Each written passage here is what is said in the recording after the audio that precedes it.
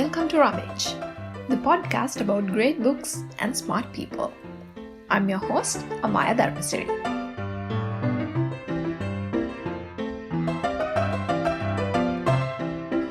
The guest for today's episode is Kalindu Wickramasinghe.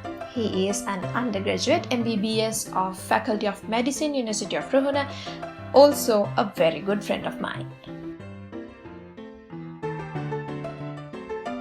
I first met Kalindu back, I think in 2013, was it? 2014, I think. 14, yes. When Kalindu and I met at this O-level high rankers, some sort of meetup, right? So that's supposedly. So that's when I got to know him, and then we got to go together on a youth camp. So that's where he and I got to become good friends. He is a book enthusiast, just like me. So we have a lot of conversations about books, and we have interests that are common. Yes, so I'm really glad that you invited me to your second installation of your podcast, and I'm really honored, and it's especially really happy for you that you started this, and especially glad that it's about books, because who doesn't love to talk about books?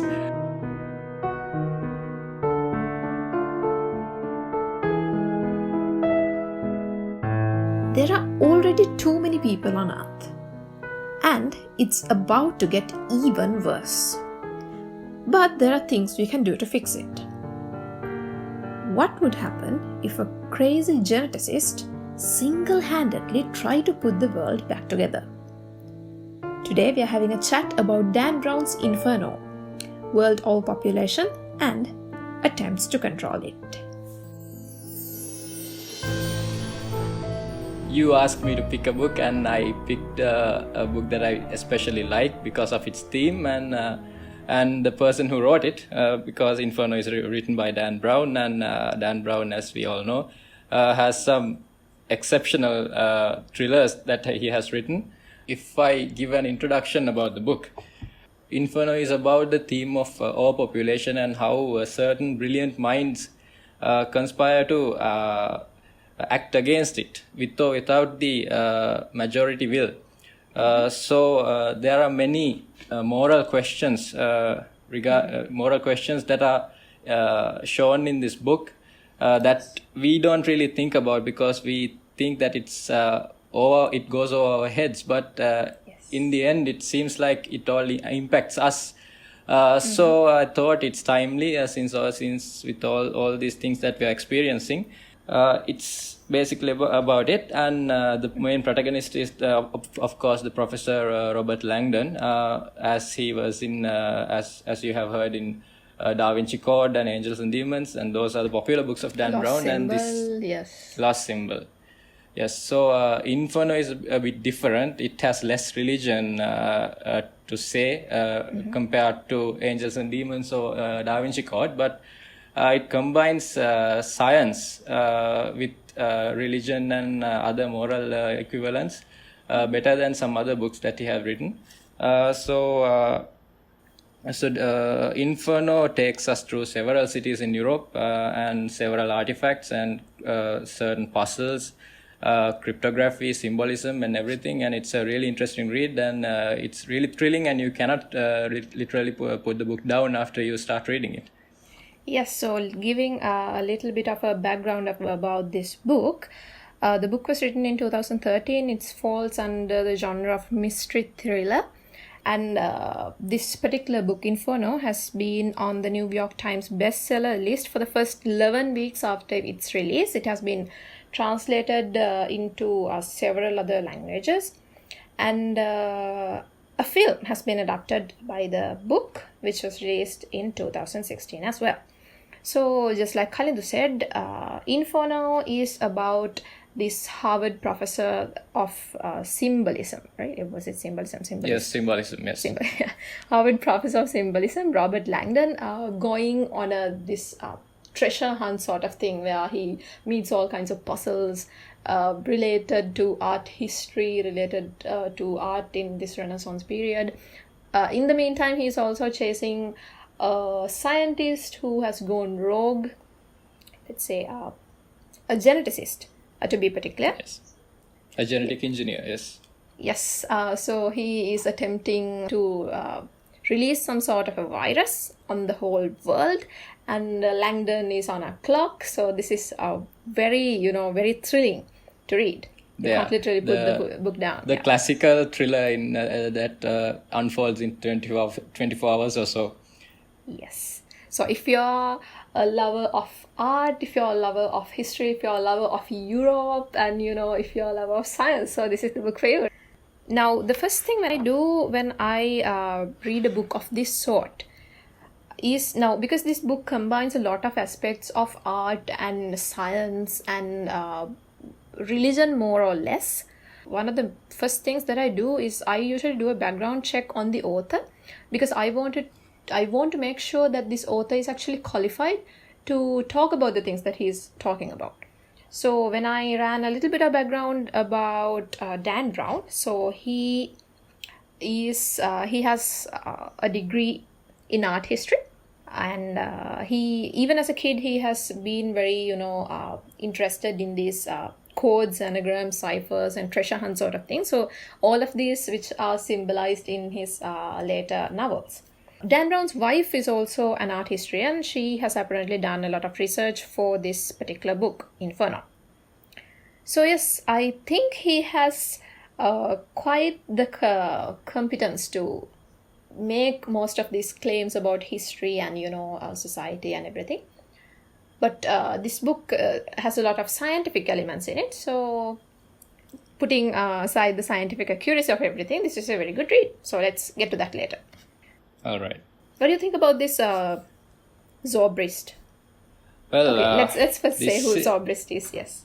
All right. So the Bertrand Zobrist is a genetic engineer. That's kind of the evil person in this book, as it's portrayed. He has a brilliant mind, a very high IQ individual, and he's a member of the transhumanist movement. If you have ever heard about that, it's a movement that believes in expanding our genetic potential using the skills we have developed through natural evolution. And he feels deeply about the issue of overpopulation, and he feels like he has a responsibility and the ability to do something about it. So not many people actually have the resources and the intellectuality to actually impact these issues in a head first way, but he has. So he feels like the responsibility is overbearing, and he is prepared to make some extremely harsh decisions that we might think so, but he's prepared to make some extremely harsh decisions in order to get the greater good, for the lack of a better term. Yeah, that's the way he puts it, for the greater good. Yes. It's up to the reader to actually make a decision whether what he's doing is acceptable or not. So exactly, yes. What exactly is this Zobrist going to do? He's going to solve the overpopulation problem of the world by the very simple solution. We just need to reduce the number of people on this planet. Now, actually, we have over 7 billion people, and we are going to hit the 8 billion mark very soon. So his solution is, he actually says that the Earth has only resources to support 3 billion people at the maximum, and he intends to cull the herd of the human population to a more sustainable level, so that the humanity will have enough time to realize its true potential, and otherwise, if he doesn't take any steps, he fears that it will die out before any specific advancements of the human race is made. Mm-hmm. So yes. What he does is he creates a virus that gets into the human cells and is inherited via germ cells to the next generation, and he puts it this way, that it's a very humane solution, because there are no deaths, there's no suffering, the hospitals aren't overflown and everything, but what happens is the person who gets infected, the virus actually randomly activates certain DNA to make the person infertile. Mm-hmm. So he calculates the mathematical equivalency for this to succeed and bring the human population to a stable level. And we don't know how that works out, but that's his hope. That's pretty much the story, yes. So diving headfirst into this issue of overpopulation. Now, that is going to be one of the major things that we are going to discuss today. So, talking about the population explosion sort of that happened in the two past centuries. So, by the time of the beginning of 19th century or the 18th century, around that time, the world population, would you believe, was only 1 billion. Yes. It has become 2.3 billion by 1940s, and by 1970s it has gone up to 3.7 billion, and right now we are around 7.8 billion people on the planet. So if someone is, if someone can't quite fathom these numbers, these big numbers, I have a small example. Now, Sri Lanka has a population of 21 million. 21 million people, and the world has 7.8 billion. So we can't actually imagine how big these numbers are. This is the example. So 1 million seconds is equivalent to 12 days. 1 million seconds is 12 days, but 1 billion seconds is 31 years. How big is that? 12 days, 31 years. Quite Right? astounding, isn't it? So that is, that many people on Earth. And the worst part is now, throughout the last 200 years, the population has kind of exploded, and they have predicted that by the time of 2050, there are going to be at least 11 billion people on Earth. So how are we going to feed that many people? How are that many people going to live? Are they going to clear more forests to live, or are they going to build mega cities? Or if so, what kind of problems are going to there? So this is a whole new domain of issues. So I think that is the very basis of this what was his name? Zobrist's argument. Yeah, Zobrist's argument. And now, where does this Renaissance and art history and everything come in? Well, it's because actually in this book there are very specific references to the poet Dante Alighieri.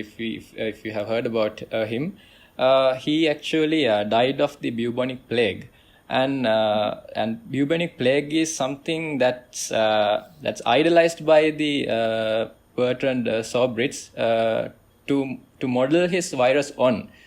So plague actually preceded the Renaissance, and there's a school of thought that before the plague, the population was overflowing, and facilities were too thinned out, and people were dying at higher mortality rates than ever, and the social standings, the qualities of the society, and all those things were degrading because of the overpopulation and the lack of resources. And there's a school of thought that the plague actually was required for this particular stage of human development to end and to begin a new era, which literally means the Renaissance. Mm-hmm. So quite a controversial argument, because in order for the world to get better, you need to kill some people. That's what he claims. So this Black Death that happened around the 13th and 14th centuries have killed 1/3 of the European population. So imagine how the world might have been those days. 1/3 of the people dying. So the connection between this Black Death and Renaissance have different aspects actually. Now, what the book claims is the very basic one, which is less people, less crowd, less diseases and everything, more living quality. That's what they claim, and hence people have more wealth, more time to invest in art and literature, and that's how Renaissance occurred. So what Zobrist wants is a second Renaissance, isn't it? So he basically wants to kill 1/3 also, of the... in addition to a second Renaissance, what he actually needs is to buy humankind time for them to realize their true potential, because he fears that he fears that quantum leaps of the development of the humankind is just a generation away. But he fears that before that development can occur, the human race will overcrowd itself and die itself out. And those developments will be lost forever. So he feels that a natural phenomenon such as a plague is too far away. So he sets out to create one himself. That's what he does. Yes. So that is pretty much what the book is claiming. So was there anything that you liked specifically about this book, Khalil? Something that, Well, why this is this book, one of your favorite books out of everything? yeah, because this book combines some critical elements together. The history, the Renaissance, the artwork, and symbology, and also science and overpopulation, an issue I feel strongly about. And the skill of the author is in connecting all these issues in a single storyline to give the reader an emotional journey. And by when you are into about 10 pages of the book, you are emotionally invested and you cannot put this down, because you know that this is something that's ingrained in your life, and you cannot run away from this, because you feel like there's a small voice in your head screaming, this might be the truth, you cannot ignore it. So even if and the best thing is, Dan Brown leaves the reader to decide whether Sobrits is an evil person or a good person. And he doesn't make any judgments in this book, and although his scientific facts are in dispute, because there's a whole conversation about the effect of population on humankind, whether the population is overgrowing or whether it will stabilize itself once a certain population is reached, or whether we can enhance our resource management and contraception and a whole lot of issues. But what he does is he brings a very timely question, because all we see are faces these days in our cities, in our schools, everywhere. We cannot escape people. So we have this perception that if there's less of us, maybe there will be more for the ones who are left. So that's the issue he tries to embark upon. But there are questions regarding whether the science is correct, and science is always disputed, because science is not a set issue. It changes every day. So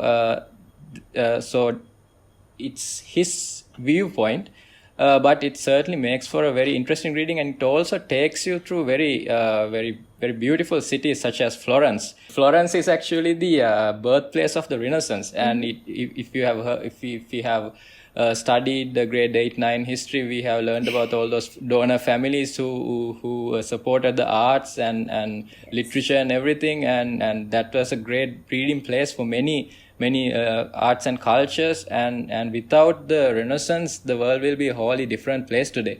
So Florence is such a beautiful place, and also it takes us to Venice, which is also geographically very important, and it's like a whole another city, because there are no ground to stand on, and you literally transport yourself on water.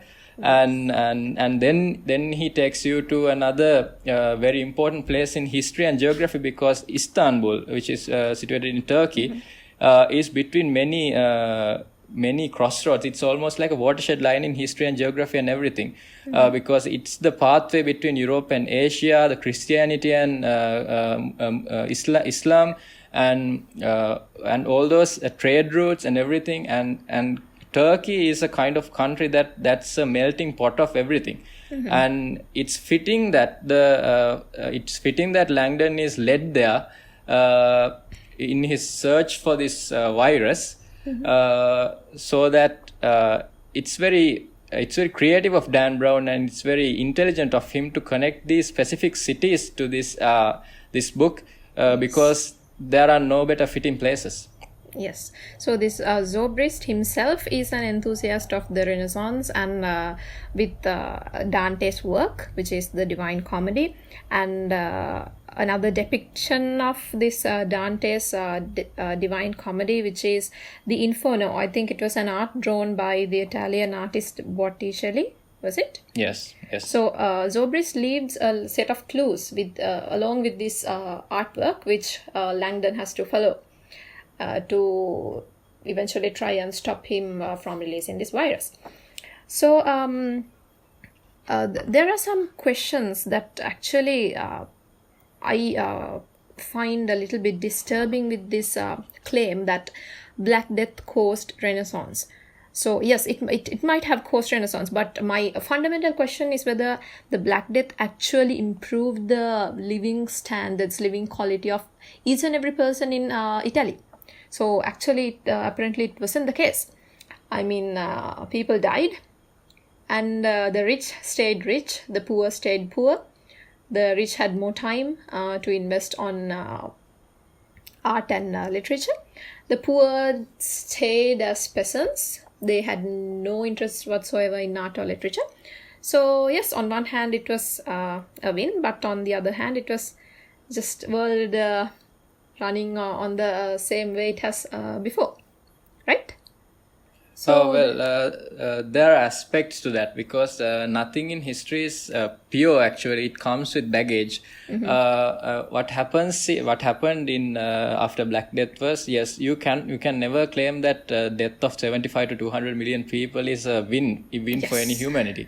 That I believe is your point. That's actually true. What happens is tragedies have a way of making people think about themselves more and upgrade their standards. What happens in tragedy is that human beings start to condition themselves higher to develop themselves and to upgrade themselves. But it also so happens that the people who have more influence, people who initially had more influence, will continue to retain those influences. And that's the point you mentioned: the rich became richer, and poor became poorer. And that's a fundamental issue, because I believe that whenever a person is born, he should have a clean slate, and that his effort should determine the place that he reaches in life. So that's true, because even before the plague there were kings, and after the plague there were kings, and the kings never really changed. And the people who worked, people who created all these things are never given credit. Yes, and as much as the kings. Most importantly, the people who were more affected by the plague was the poor. Even today, there's a very popular school of thought that poverty creates overpopulation. It has originated because higher growth rates even in today's communities are seen in those countries which have a low income. But that's a very important thing. We'll come back to that later. We have a lot of things to talk about.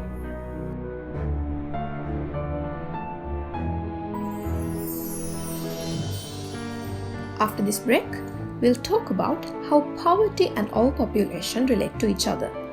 And we'll try to find a solution for this crisis, hopefully without having to take any Zobristian measures.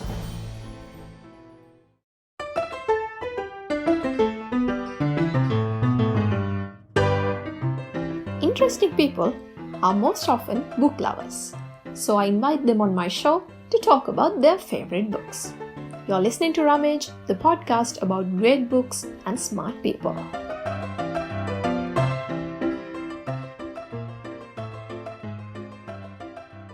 This connection between poverty and overpopulation have been spotted, I think, way back in 18th century. When the first industrial revolution started and the population explosion began to happen. Look at Africa. So that is sub-Saharan Africa is one of the most underdeveloped and coincidentally the most overpopulated parts on the earth. So attempts have been made in the past to sort of put this overpopulation issue to a solution by basically eliminating the poor community of the country. You might have come across this person called Thomas Malthus. He was an 18th century Anglican minister. So this Anglican church in this 18th century time period have Now, this is quoting Thomas Malthus himself. We are bound in justice and honor formally to detain the right of the poor to support. So literally laws have been made and put into place, making it illegal for the Anglican Church to give away any food or clothing or any kind of support to the poor. And they have practically imposed on these lives of these poor people bad living condition. It's a very cringy thing to do, right? Yeah, you are referring to the Malthusian theory of overpopulation, which began, as you mentioned, about 2 centuries ago. And the most important thing about it is that it bred a line of succession that believed believed this theory of overpopulation, and that the poor is responsible for this overpopulation, and the well-off people actually are trying to solve it. So that's a very controversial topic. And there are many arguments against it and to support it. But what Malthus actually says in its core is that the overpopulation is the cause for every problem in the world. But what Malthus prescribed as the solutions are not acceptable in a civilized world, because we cannot blame the poor for every problem we have. Maybe we have some hand in making the people poor. Malthus actually inspired a few other people like Paul Ehrlich late in 1960s, yes. which the author of Population Bomb. Yes, exactly, the author of Population Bomb, which was a very influential book for many people in 1960s. And 1960s was an era where the overpopulation hype or the overpopulation paranoia was reaching its crescendo. Yes, which so what happened caused more or less a political propaganda. Exactly. So in 1960s, what happened was this whole pattern of thinking that overpopulation will kill us all, and these poor countries will be the bane of our existence, and that kind of rhetoric spread across the world. And what happened was this caused many governments in underdeveloped countries at that time, like Mexico, Indonesia, all those less developed countries. They implemented these methods of forced sterilization, which is a really barbaric method of controlling a population. And I'm not very familiar with it. What do they do practically? Well, in a medical sense, sterilization means that you take away the ability for a couple to have babies, and it can be done medically by you may have heard about it as LRT, tubal ligation and removal, and all those things. So these are forced on people. People are forced to go through these medical procedures, is it? Yes, some literature says that they were forced, and some literature says that they were incentivized for that. It's a bit comparable to the China's 1-child and 2-child policies. We have heard about those things. Yeah. So that means the government imparts certain tax credits and all those things to those families who have less children, and which is a form of manipulation. And that's a very kind of a human rights abuse, because even if you are not directly ordering someone not to have children, it's still a human rights violation to imply that you will get better benefits, or you will be less discriminated against if you have less children. So those kind of indirect policies were really rampant in those days.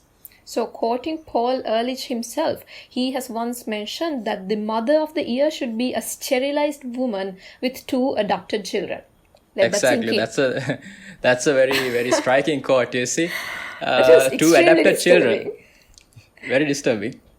Yes. So, this sterilized woman, now by the sound of it, she must have gone through this particular procedure forcefully, right? Someone must have forced or manipulated, just like some countries have already done. Yes, a very, very major contributing factor for this is the literacy rate of women in those days. This is a really important distinction in that today women have more capacity to make decisions for themselves regarding reproductive matters. And that's a really important distinction in this discussion, because when women are better educated, when women have more access to reproductive facilities and reproductive knowledge, the overpopulation issue actually tends to reduce.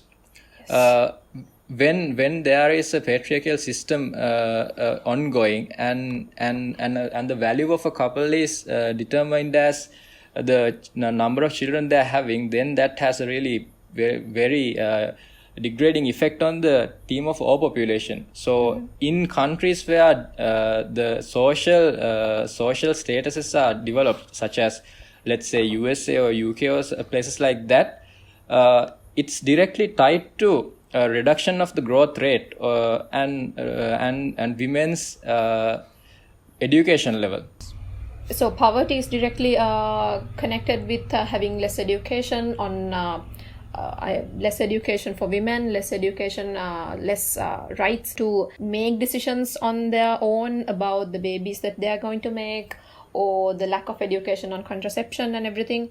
So quoting the UN itself, it's almost unheard of for a country to maintain high fertility rate after it passes $5,000 per person annual income. So basically, when a country crosses the boundary of poverty and get itself into a developing or a developed country, so eventually these high birth rates and these expanding populations, they eventually fade out.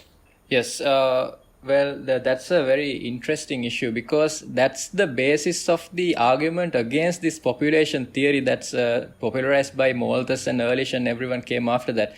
Because it says that the developed world moves into a demographic shift where the growth rates reduce, and in fact sometimes they turn negative. So they argue that with time the majority of the world, the countries of the world reach that status, that social and economic status where the growth rates reduce, and that's the basis of the assumption that by the middle of this century the growth rates will stabilize around 9 or 10 billion.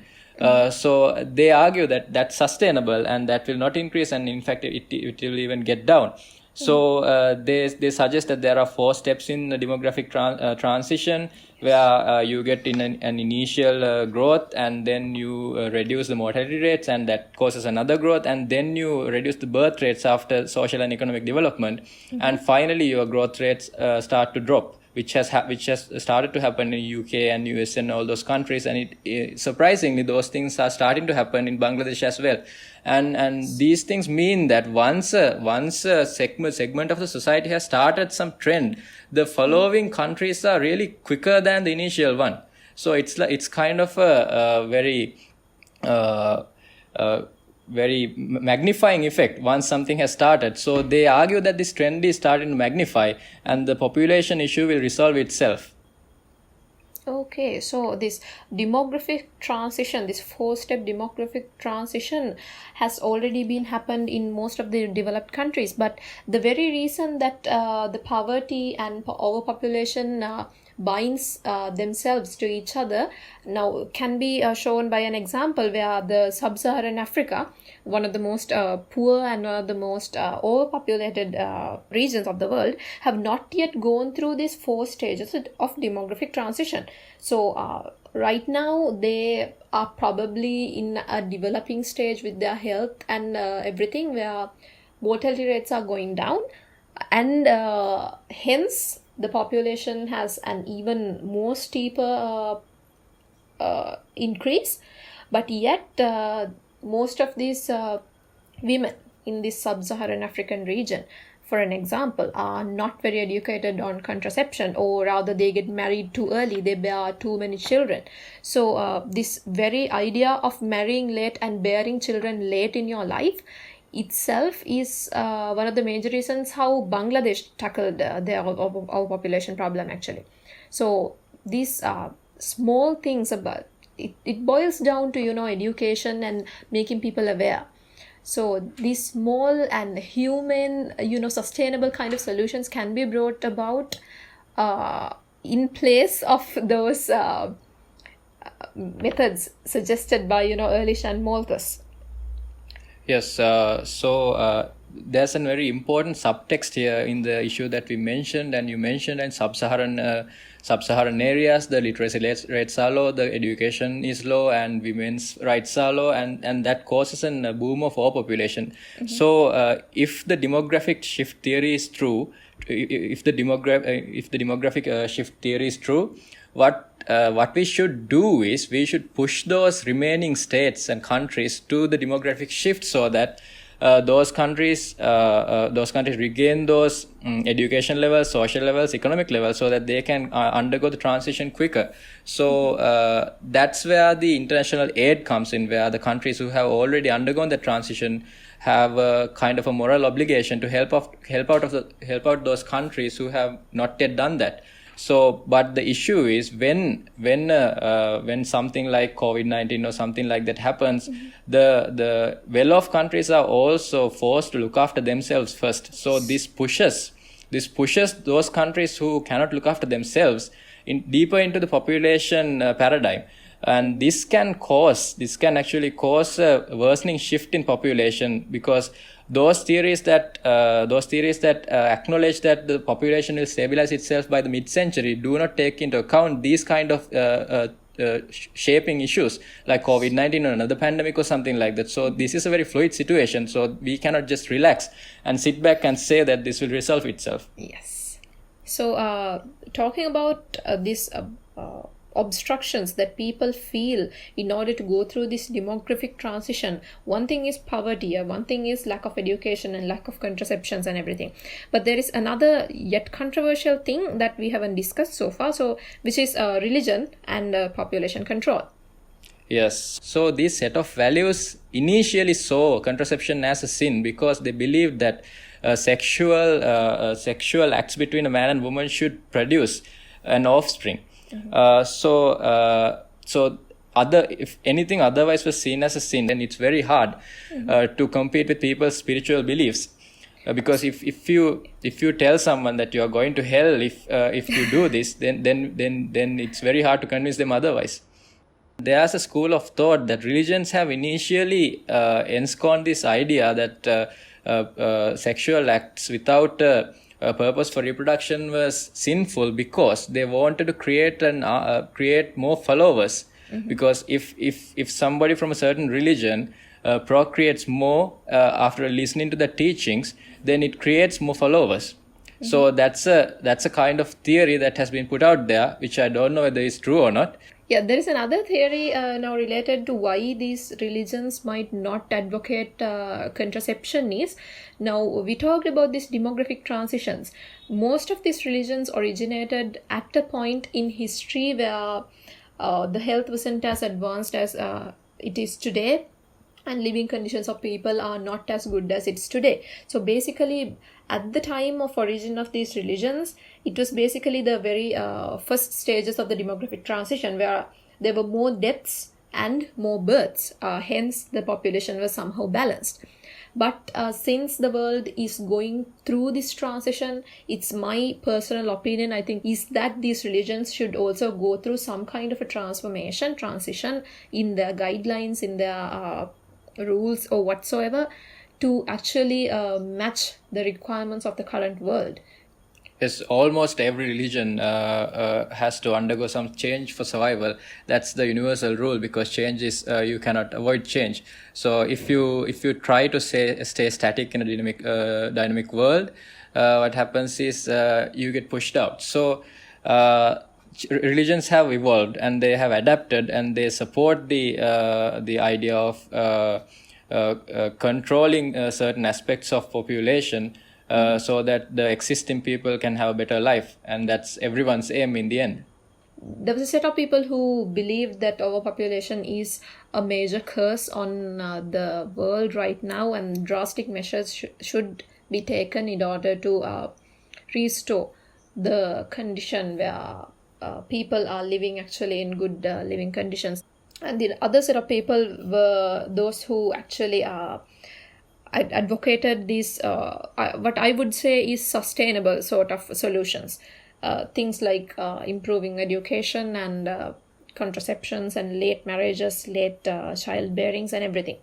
So Now, in my opinion, even though these sobrist sort of drastic measures of killing one third of the, not killing, so Not like killing, yes. sterilizing one third of the world population sort of things look very intriguing and, very fascinating at a glance. I would say on the longer run, something as sustainable as having single child families, or like making conscious decisions to bear less children. It shouldn't be something that is forced upon by some kind of a governing body. It should be a conscious decision of a mother and a father to actually make less children. So that is what I see as the most sustainable solution. What do you think, Kalindu? Well, I would refer to actually the Bertrand Sobrit's theory of this. He actually decided that people left alone to their devices are not responsible enough or see the future far enough to be concerned about it. He mentioned, in this book mentions a very specific coping mechanism that the humans have: denial. Denial is a mechanism where we tend to put certain things out of our mind that we cannot do anything about, or we think we cannot do anything about. Population growth is something like that. Global warming is something like that. Because we think our actions actually cannot make any difference, and we'd rather see some sports or some political news or something on TV. So we tend to push those things that we think we have no control about it out of our mind, and that's a coping mechanism, because if we had been worrying about everything that could go wrong in our lives, we will never get out of bed. And this book specifically refers that, and that's something that struck a chord with me, and a point where I agree with Sobrits, because I don't think human beings are responsible enough. As someone who sincerely believe in the free will of people, I am not a fan of Zobrist's solution. Now, his argument is, I agree with his argument. I agree that the population needs to go down, but whether it is one person's call to put all of these things back together is a very questionable thing for me. Questionable indeed, yes. And it's talking about changing DNA and everything, it's actually done in present world, in gene therapy, for example. We can treat certain diseases, congenital diseases that are caused by mutations in genes, and we can inject those healthy genes through a viral vector, the same thing that the Sobrits uses here. We can inject those healthy genes and cure those diseases. So it's not something that's extremely out of reach. This is a fairly mainstream method now. So there's a risk that somebody is already developing something like this in this world.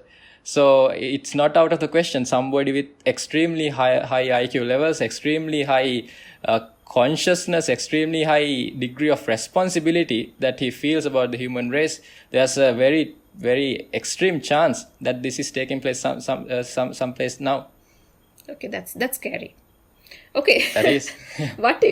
What if there was a Zobrist, an actual Zobrist, creating this kind of a virus, and what if that virus actually got out of the world, is airborne, and then everybody is infected? What would you think the world would look like? Well, the first thing is, if that happens, there's no stopping it, because everybody is infected. So if the virus works exactly as it's advertised, the 1/3 of the world will be sterile and 2/3 will be non-sterile. So then the population growth will depend on who actually procreates with who. Because if two sterile people procreate, or if even one sterile person contributes to the procreation, then there will be no babies. So there will kind of be a segregation. Can you imagine? Because it's very hypothetical of me. I'm just imagining this. It will divide people who are sterile and non-sterile. Can you see? Because people who want to have babies, they have to do it with people who are not sterile. So, are you familiar with the Handmaid's Tale? So I have heard about it. Yes. Yes, the Handmaid's Tale, written by Margaret Atwood, is kind of a dystopian state of world where this particular thing has happened, where most of the people have gone sterile. So it had changed the society in a very drastic way. So for an example, in The Handmaid's Tale, when a fertile woman is, let's say, accused of going against the law by committing some kind of some offense, so this woman at the trial is given the chance to either select between getting banished or getting some sort of punishment, or becoming a forced surrogate. Extremely inhuman. So these are the kind of situations that anything that's forced on humans are not likely to be received with open arms, and that will create conflict and extreme human rights violations. So that's the basis of liberty. Yes. So it's quite unfathomable what the world would look like if actually a zoobrist virus gets out there. But we are hoping that it won't happen anytime soon. And we are sincerely hoping that the world would somehow find its way out of this overpopulation problem. I had fun. And I think me my too. listeners... And I specifically wanted to thank you for inviting me. And also, I hope this venture goes from strength to strength. And I hope it's a great portal for many people who want to read more books, new books, and books that invoke those emotions in yourselves to read more. So keep reading, and that's the message. A special thanks for this episode goes to Samudita Munasinghe.